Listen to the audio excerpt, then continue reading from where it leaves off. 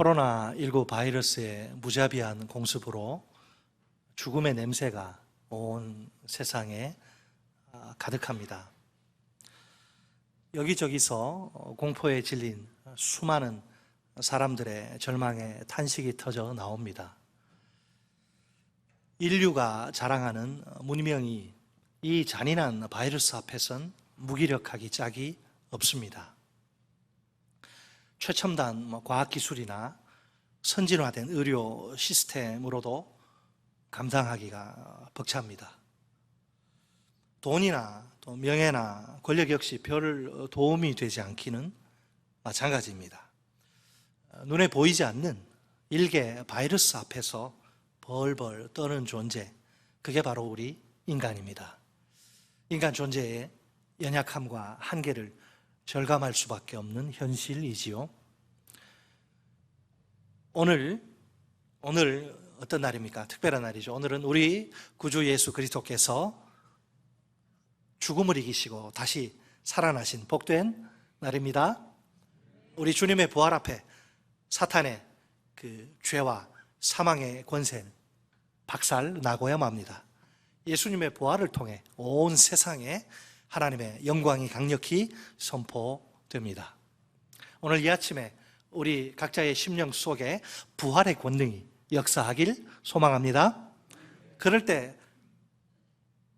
우리의 모든 불안과 염려와 걱정과 근심이 봄날 눈 녹듯 깨끗이 사라질 줄 믿습니다. 하늘에 평안과 기쁨이 충만히 부어질 줄 믿습니다. 아멘이십니까? 오늘 본문을 두 파트로 나눠서 살펴보도록 하겠습니다. 따라서 하십니다. 첫째, 부활, 사랑으로 오다. 부활이 우리에게 왔는데 어떻게 왔다고요? 사랑으로, 하나님의 사랑으로 왔다.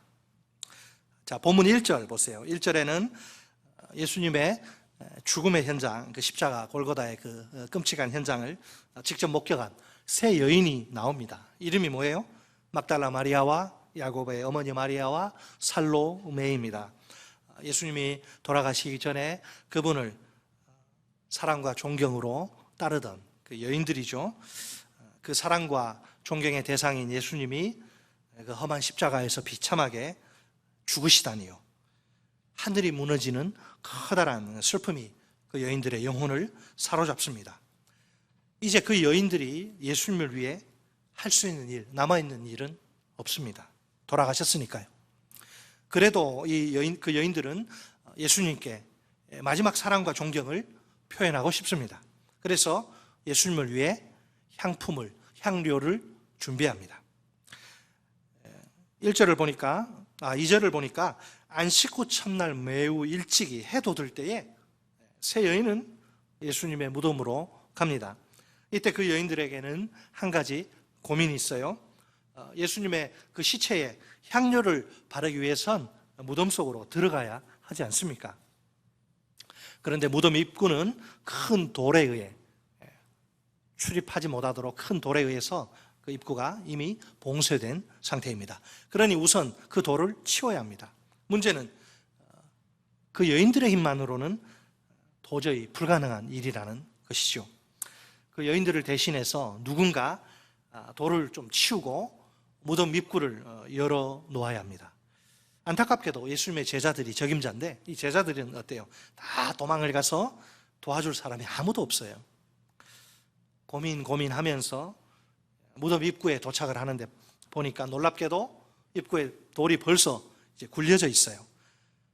오늘 본문은 어떤 돌이라고 말합니까? 4절에 힘이 크더라.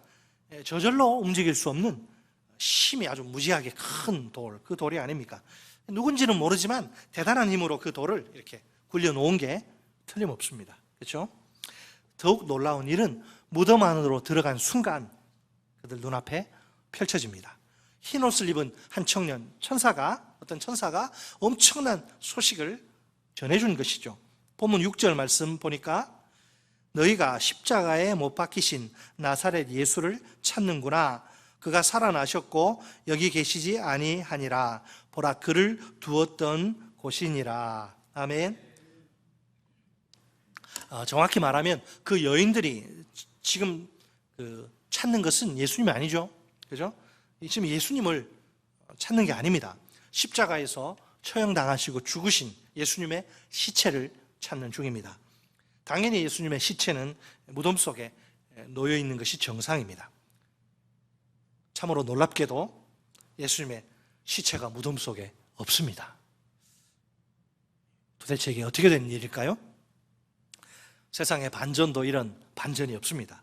로마 당국에 의해 반역자로 낙인 찍혀 십자가에서 처형당한 예수님이 아닙니까? 세상적인 눈으로 보면 예수란 청년은 자기 뜻을 좀 펼치다가 이루지 못하고 실패한 패배자입니다. 그럼에도 불구하고 천사는 전혀 다른 너무나 뜻밖의 그런 이야기를 하죠. 충격적인 선언을 합니다. 예수님이 살아나셨다. 그래서 더 이상 무덤에 계시지 않는다.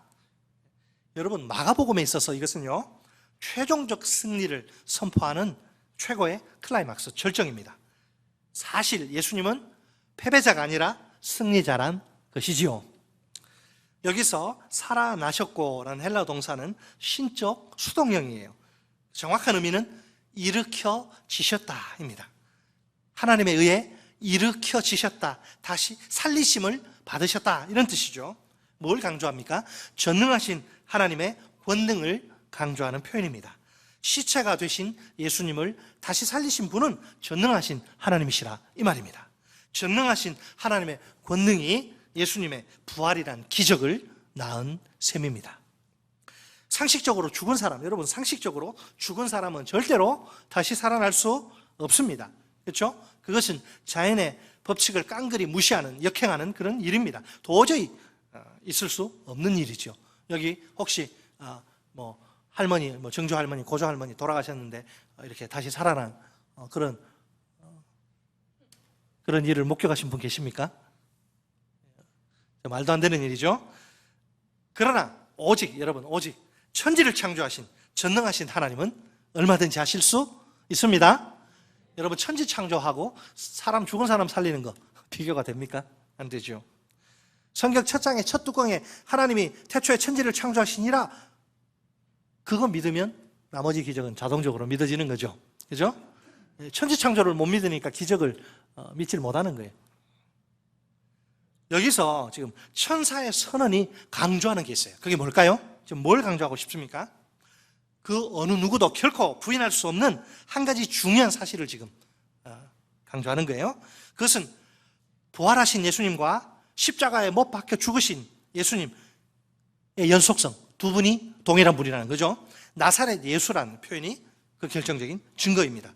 분명히 십자가에 못 박혀 죽으신 나사렛 예수가 아닙니까? 그 나사렛 예수가 죽음을 이기시고 무덤에서 다시 살아나셨다, 이거죠. 그래서 그분은 현재 죽음의 장소인 무덤에 계시지 않습니다. 그렇다면 무덤 속에서 그분의 시체를 찾으려는 새 여인의 시도는 헛수고예요. 절대로 성공할 수 없는 일입니다. 예수님은 더 이상 시체로서가 아니라 생명의 주님으로서 존재하십니다. 예수님의 부활, 여러분, 예수님 부활 어떻게 생각하세요? 예수님의 부활은 어느 날 갑자기 하늘에서 뚝 떨어진 일이 아닙니다. 오늘 본문은 책갈피에 놓으시고 부활장이라고 불리는 고린도전서 15장으로 가보겠습니다. 15장을 잠깐 우리 살펴보기를 원하는데요. 고린도전서 15장 3절, 4절 말씀 우리 한 목소리로 읽겠습니다. 신약성경 281쪽입니다.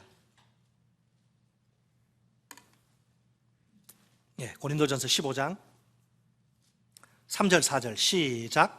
내가 받은 것을 먼저 너희에게 전하였노니 이는 성경대로 그리스도께서 우리 죄를 위하여 죽으시고 장사 지낸 바 되셨다가 성경대로 사흘 만에 다시 살아나사. 아멘. 이것은 우리 잘 알듯이 바울이 선포하고 가르친 복음의 내용입니다. 복음의 내용. 그 핵심이 무엇입니까? 그리스도의 십자가 죽음과 부활입니다. 바울은 그리스도가 죽으시고 다시 살아나신 사실을 이야기합니다. 그리스도는 성경의 예언대로 죽으시고 또 그 성경의 예언대로 다시 살아나십니다. 그러면 예수님의 부활이 왜 필요한가? 예수님의 부활이 던지는 의미는 무엇인가? 우리가 그것을 살펴봐야겠죠. 고린도전서 15장 역시 20절로 22절 말씀. 한 장만 넘기시면 20절로 22절이 나오는데 부활의 의미를 우리 확인합니다. 20절로 22절 같이 시작. 그러나 이제 그리스도께서 죽은 자 가운데서 다시 살아나사 잠자는 자들의 첫 열매가 되셨도다. 사망이 한 사람으로 말미암았으니 죽은 자의 부활도 한 사람으로 말미암는도다. 아담 안에서 모든 사람이 죽은 것 같이 그리스도 안에서 모든 사람이 삶을 얻으리라. 아멘. 자, 보세요. 정말 가슴 아프게도, 이것보다 더 가슴 아픈 일이 없는데, 가슴 아프게도 인류의 첫 조상인 아담이 그 후손들에게 물려준 운명이 있는데, 그게 뭐냐? 죽음이란 말이에요. 이 슬픈 죽음의 운명을 피할 수 있는 사람은 지구상에 단 한 사람도 없습니다. 아예 한 명도 없습니다. 그런데 그리스도의 부활은 뭐냐? 근데 그리스도의 부활은 이 죽음이란 이 운명을 뒤집어 엎어버리는 혁명적인 사건입니다. 첫 창조의 그 아담의 죄로 말미암아 세상에 죽음이 오잖아요. 그러니까 아담이 죽음으로 말미암아 세상에 죄를 이렇게 들여놓은 거예요. 종말의 아담, 제2의 아담인 그리스도는 부활을 통해서 인류의 숙명인 죽음을 극복하십니다. 그 결과 예수를 믿어서 예수가 내 안에, 내가 예수 안에 그리스도와 이렇게 연합하기만 하면 누구든지 부활의 생명, 이 생명을 얻을 수 있게 됩니다. 오늘날 코로나19 바이러스가 얼마나 심각하게 우리 인류의 생존과 번영을 위협합니까? 혹시라도 이 바이러스에 감염될까 봐 수많은 사람들이 전전긍긍하지 않습니까? 죽음의 공포에 하얗게 질려서 헉헉거리는 세상입니다. 하지만 죄는 이 코로나19 바이러스와는 비교조차 할 수 없을 정도로 무섭습니다. 정확히 말하면 차원이 다른, 급이 다른, 레벨이 다른 엄청난 공포입니다. 여러분, 죄가 공포라는 사실 아세요? 엄청난 공포. 코로나19 바이러스는 상대가 안 돼요. 왜 그렇습니까? 도대체 그 이유가 무엇일까요? 죽음이라고 해서 다 똑같은 죽음이 아니기 때문입니다. 로마서 6장 23절은 죄의 삭슨 사망이라 분명히 선언합니다. 사망, 즉 죽음은 생로병사, 사가 마지막이잖아요. 태어나서 늙고 병들고 죽는다. 그런 사망, 이 죽음이라고 하는 것은 그런 노화의 자연스러운 결말이 아니라 죄의 결과란 말이지요. 왜 우리 인간이 죽는가? 죄 때문에 죽는 거예요. 늙어서 죽는 게 아니에요. 죄 때문에 죽는 거예요. 우리에게 이 세상에서의 삶과 죽음, 그것이 전부는 아닙니다. 또 다른 세상이 우리를 기다리는 중인데 그것은 바로 천국과 지옥이죠. 이 세상에서 여러분 핸드폰이 그죠? 아무리 성능이 좋아도 이거 배터리 나가면 못 써요. 충전하기 전에는 딱 올 스톱 되죠. 카톡 하나 못 보내. 이게 배터리 떨어지면 아무것도 못 해. 이거 가지고 이거 뭐 하겠습니까? 이거 뭐 이렇게 가려우면 이게 뭐 효자손처럼 이거 긁겠습니까? 뭐 아무짝에도 쓸모없죠. 여러분, 사람도 수명이 있는데 이 세상에서 수명이 다 하면 이제 누구나 다 반드시 죽습니다. 그렇지만 그게 끝이 아니죠. 죽음은 새로운 세상, 즉 천국과 지옥의 문을 활짝 여는 과정이에요. 이제 거기로 들어가야 되는 거예요. 어떤 사람은 죽은 다음 천국에 갑니다. 또 어떤 사람은 죽은 이후에 지옥으로 갑니다. 그렇다면 이 세상 모든 사람들의 운명은 둘 중에 하나, 천국의 영생이냐 아니면 지옥의 영원한 멸망이냐, 얼마나 여러분 대조적인 운명입니까? 누구는 천국의 영생을 누리는데 누구는 지옥의 영원한 멸망에 빠지다니요. 천국의 영생은 우리에게 이 세상이 알 수 없고 줄 수 없는 최고의 행복을, 천국의 영생, 우리에게 최고의 행복을 선사합니다. 반면에 지옥의 영원한 멸망은 최악의 불행 속으로 빠뜨립니다. 결국 죄야말로 인류 최대의 문제. 코로나19 바이러스 저리 가라. 이거는 문제 축에도 못 끼는 거예요. 죄야말로 인류 최악의 문제입니다. 이 죄 문제가 해결되지 않는 한 우리 인간은 결코 행복할 수 없습니다. 코로나19 바이러스가 아무리 무서워도 백신 또 치료제가 개발되면 한시름 놓을 수 있습니다. 그러나 죄 문제는 다릅니다. 우리 인간에게는 이 죄 문제를 스스로 해결할 능력이 애초에 전혀 없습니다. 석박사, 영재 다 끌어모아가지고 한번 연구해봐야 되나요? 되지도 않아요. 돈으로도 권력으로도 지혜로도 아니 인간에게 있는 그 어떤 것으로도 해결 불능이에요. 죄는 해결할 수 없어요. 죄 앞에서 전적으로 완전히 철저히 무능력한 존재가 우리 인간입니다. 그래서 여러분 구원은 이 세상에서 내재된 이 세상에 내재된 자원 인간에게서 이 세상에서 구원은 발생할 수가 없어요. 구원은 반드시 초월해서 내재로 와야 되는 거예요. 저 초월 외부에서 반드시 삼자에 의해서 구원이 와야 되는 거예요. 인간 세상에는 구원이 없으니까. 일평생 죄 가운데서 허우적거리다가 마귀 종로로 타다가 죽어 지옥에 떨어져야 할 비참한 운명이라니요. 우리 하나님이 도저히 그냥 내버려 두실 수가 없습니다. 왜 그래요? 누구보다 우리의 행복을 원하시기 때문입니다. 여러분, 하나님은 그 자녀인 우리 행복하게 살기를 원하십니다. 고통과 슬픔 가운데 사는 거 원치 않으세요. 우리를 지극히 사랑하시는 하나님이시라 당연한 일입니다. 내가 자식을 얼마나 사랑합니까 우리가? 그 사랑하는 자식이 좀 행복하게 뭘 하든지 무슨 직업을 하고 뭐 해 먹고 살든지 행복하게 살기를 원하지. 자식이 막 고생하고 그냥 슬픔에 고통에 허우적대고 그거 원하는 부모 없어요. 그러면 그거 원하면 그 사랑하는 거 아니죠. 하나님도 마찬가지입니다. 우리를 사랑하시기 때문에 우리가 이 죄의 사슬에서 굴레에서 벗어날 수 없고 그대로 내버려 두면 지옥 가는 거 너무너무 사랑은 하나님이 우리를 이처럼 사랑하사 독생자를 주셨으니 이는 그를 믿는 자마다 멸망치 않고 영생을 얻게 하려 하심이라. 너무나 사랑하셔서 하나님이 직접 개입을 하시는 거예요. 이 죄 문제에. 마침내 하나님은 우리 죄인들을 구원하시기 위해 친히 행동에 나서십니다. 요한이요, 요한 1서 4장 9절로 10절에서 이렇게 말씀합니다. 하나님의 사랑이 이렇게 나타난 바 되었으니 하나님이 자기의 독생자를 세상에 보내심은 그로 말미암아 우리를 살리려 하심이라.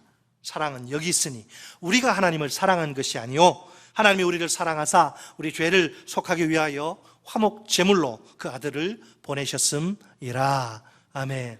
우리가 착각하면 안 돼요. 우리가 하나님을 사랑해 사는 우리 사랑은 아니에요. 우리는 하나님을 대적하고 미워하고 반기들은 반역자들인데 하나님이 먼저 우리를 사랑하셨대요. 그래서 먼저 손을 쓰셔서 독생자를 우리 죄를 처리하기 위한 화목 제물로 보내셨다. 그렇게 이야기하는 거예요. 하나님의 여기서 하나님의 구원의 방법은 예수님의 십자가와 부활입니다. 여러분, 이 십자가와 부활의 기원이 뭐냐? 출처가 뭐냐? 하나님의 사랑입니다. 그러니까 그 외아들 예수님이 십자가에 못 박혀 돌아가시게 만든 것은 하나님의 사랑입니다.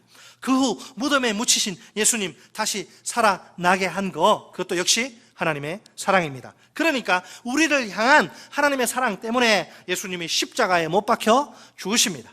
우리를 위한 하나님의 사랑으로 말미암아 예수님이 무덤에서 다시 살아나십니다. 얼마나 놀라운 사랑입니까? Amazing Grace.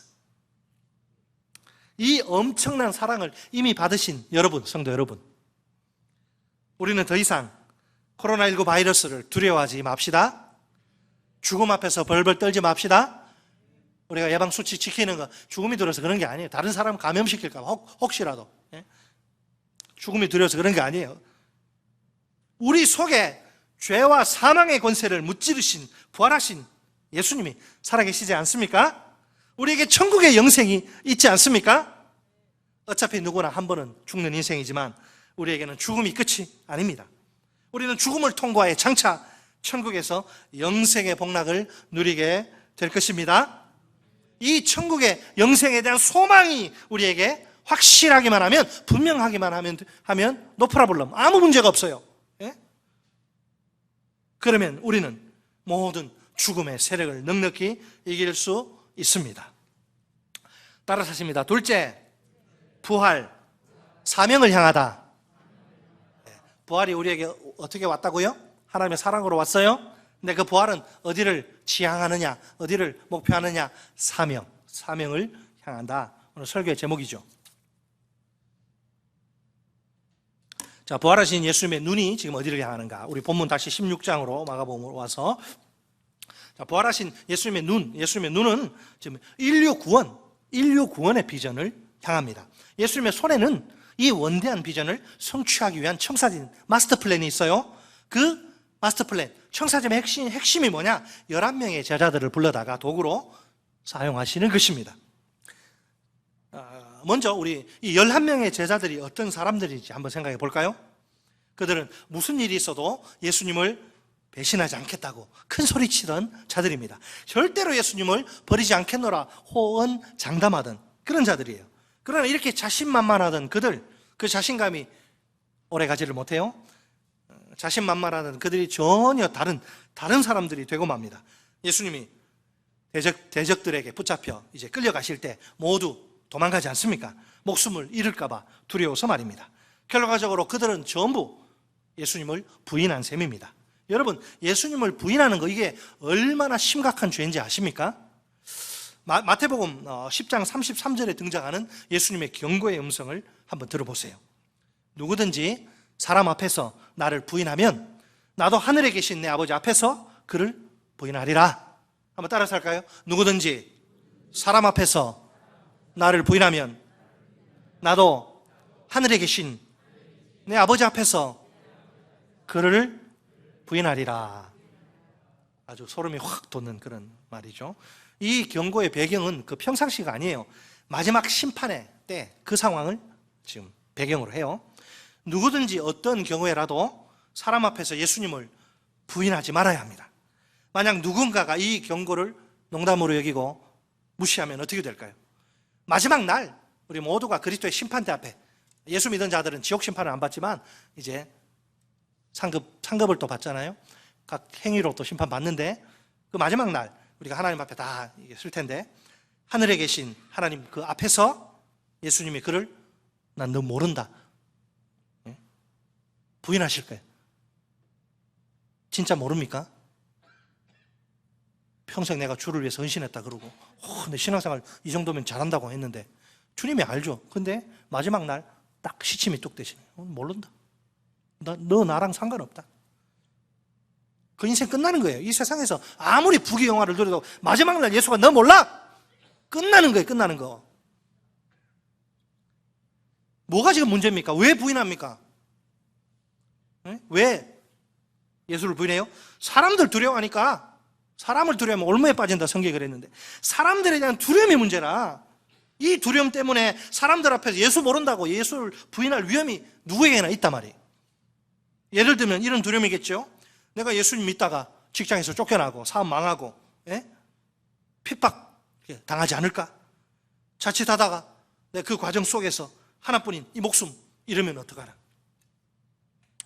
예수님이 여러분 3년 반 동안이나 특별히 심혈을 기울이셔서 양육하신 그 제자들 아닙니까? 최고의 스승, 최고 베스트의 스승, 그 밑에서 3년 반 동안이나 따라다니면서 주옥 같은 천국의 말씀을 듣고 기적을 보고 그 엄청난 사랑을 받은 제자들, 최선을 이렇게 다 했는데 예수님 돌아온 게 이게 배신이요 도망이라니요. 우리 같으면 그냥 맥이 탁 풀려가지고 주저앉을 정도로 허탈하지 않을까요? 배신 안 당해본 분들은 모르죠. 배신 당해본 분들은 솔직히 배신한 제자들에게는 그 어떤 소망도 두기 힘듭니다. 인간적인 면에서 그들보다 괜찮은 사람들 많죠. 얼마든지 있어요. 그런 사람들 제자로 불러서 이제 그들과 함께 새 출발하는 게 이게 낫지 않을까요? 보면 그들은 더 이상 예수님의 제자들이라 불리기에 합당하지 않은 자들입니다. 그들의 이름은 배신자요, 비겁자요, 도망자입니다. 예수님의 입장에서 계속 신뢰하기 힘든 자들입니다. 한번 배신한 자는 또 배신할 가능성이 상당히 크기 때문입니다. 그러나 예수님은 이런 배신한 못난 제자들을 포기하시지 않습니다. 그들을 다시 부르십니다. 다른 사람들과 함께가 아니라 그들과 함께 새 출발을 하십니다. 이것이 예수님의 뜻입니다. 인간적인 눈으로 보면 아주 위험 부담이 큰 도박과 같아요. 그들이 또 배신하지 않으리라. 보장이 어디 있습니까? 만약 그들이 다시 예수님의 뒤통수를 후려치고 도망가면 그때는 어떡합니까? 우리는 이미 성경을 통해 제자들의 인생을 알고 있습니다. 물론 우리가 잘 아는 대로 그들에게 더 이상 배신은 없죠. 하지만 그들 자신, 또 동시대 사람들은 그게 미래의 일이니까 몰라요. 자신 있게 말할 수 있는 것은 하나도 없습니다. 본래 여러분, 사람 일이란 건 아무도 모르는 법이 아닙니까? 하루에도 수십 번 왔다 갔다 하길 반복하는 게 인간의 마음입니다. 그들은 예수님을 진심으로 사랑하지 않습니까? 예수님을 향한 그들의 헌신과 충성은 진실하지 않습니까? 네, 물론 그렇지요. 그 의심할 수 없어요. 하지만 아무리 그렇다 해도 그들 역시 우리와 똑같은 사람입니다. 여전히 배신과 실패 가능성 있는 죄인이라 이 말입니다. 거기다 그들은 전과가 있는 별이 있잖아요. 그들은 전과가 있는 부끄러운 별, 전과. 부끄러운 전과가 있는 전과자들이 아닙니까? 그러니 어떻게 그들을 온전히 믿을 수 있을까요? 그래도 예수님은 다 괜찮다고 하십니다. 그 모든 위험을 친히 감수하십니다. 한번 배신하고 도망간 바로 그 제자들과 또 한 번의 출발을 준비하십니다. 우리 같으면 얼마나 불안할까요? 솔직히 배신의 상처 때문에 전적으로 이제 믿기가 어렵습니다. 함께 일은 할 수 있을지 몰라도 굉장히 불편하겠죠. 마치 가시방석에 앉은 것 같은 느낌입니다. 또 배신당할까봐 두려운 거죠. 놀랍게도 예수님이 제자들에게 보여주시는 것은 변함없는 사랑입니다. 그것도 아주 특별한 사랑, 두려움이 없는 사랑입니다. 모든 두려움을 단숨에 꿀꺽 삼켜버릴 정도로 큰 사랑입니다. 예수님은 배신과 실패의 자리에 빠진 제자들을 사랑으로 건져주십니다. 그런 다음 그들에게 한 가지 사명을 맡기십니다. 우리 다 같이 본문 15절 말씀을 한 목소리로 읽겠습니다. 15절 시작. 또 이르시되 너희는 온 천하에 다니며 만민에게 복음을 전파하라. 아멘. 이 세상에 복음이 필요하지 않는 사람은 단 한 명도 없습니다. 그 필요성을 느끼든 느끼지 못하든 상관없이 말입니다.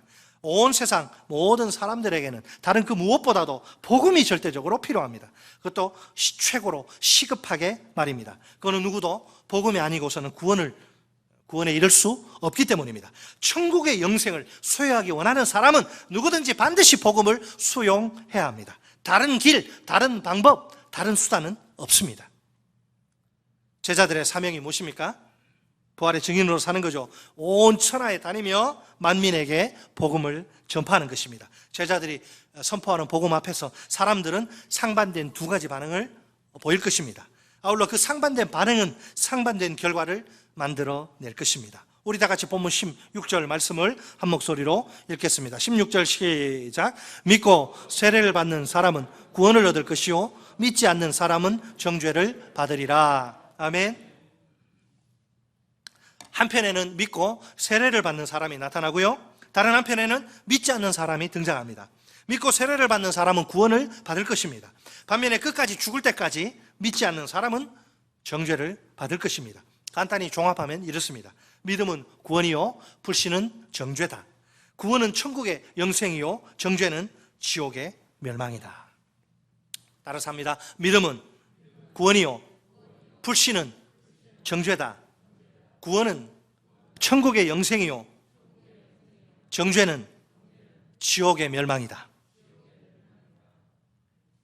오늘도 하나님은 위대한 구원의 역사를 위해 사람을 도구로 사용하십니다.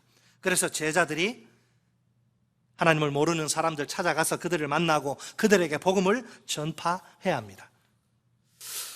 이제 우리가 마지막으로 던져야 할 질문은 이것입니다. 전혀 하나님을 모르던 사람, 하나님과 상관없이 내 주먹을 믿어라, 돈을 믿어라, 권력을 믿어라, 그렇게 살던 사람이 어떻게 복음을 듣고 믿어 구원을 받을 수 있습니까? 이 질문에 대한 답변은 로마서 10장 13절로 15절에 나옵니다. 누구든지 주의 이름을 부르는 자는 구원을 받으리라. 그런즉 그들이 믿지 아니하는 일을 어찌 부르리요?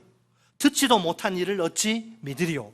전파하는 자가 없이 어찌 들으리요? 보내심을 받지 아니하였으면 어찌 전파하리요? 기록된 바 아름답도다 좋은 소식을 전하는 자들의 발이여함과 같으니라. 아멘.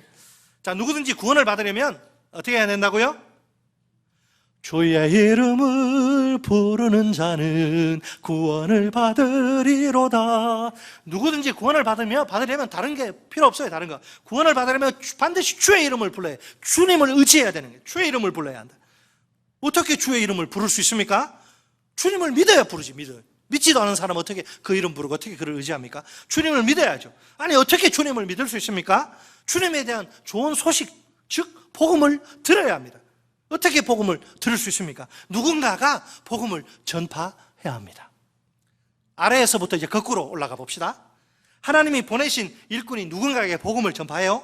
그러면 그 사람은 복음을 듣고 믿습니다. 물론 그 과정 속에 성령이 역사하는 거죠. 비로소 그는 주님의 이름을 부릅니다. 그러면 그 사람은 그 믿음으로 말미암아 구원을 받습니다. 구원의 역사가 처음에 어떻게 시작되는지 주목하세요. 하나님이 친히 복음 전파를 위한 일꾼을 부르시고 보내십니다. 소명과 파송, 일꾼의 다른 이름은 그러므로 사명의 사람입니다.